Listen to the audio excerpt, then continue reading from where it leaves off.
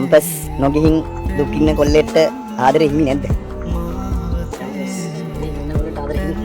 ඇයිට උඩ ආච්චර දුක් හිමින්නේ?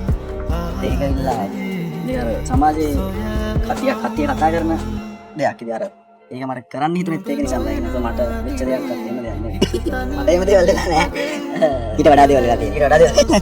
වෙලා තියෙනවා එහෙම දෙයක් කියලා නෑ මට අර සමාජයේ කොමන් ප්‍රශ්නයක් කියන එක මට පොඩ්ඩක් තේරෙලා තිබුණා ඒක ඊට පස්සේ ඒ ගැන තමයි හැදුවේ සින්දුව ඒක ඇත්තටම ඒක දැන් වෙන කමෙන්ට් එකකින් තියෙන සමාජයේ අපිට තියෙන ප්‍රශ්නයක් තමයි සඳනුඹ ඇවිදින් ජයෝ කියන් නුඹ ළඟ ඇවිදින්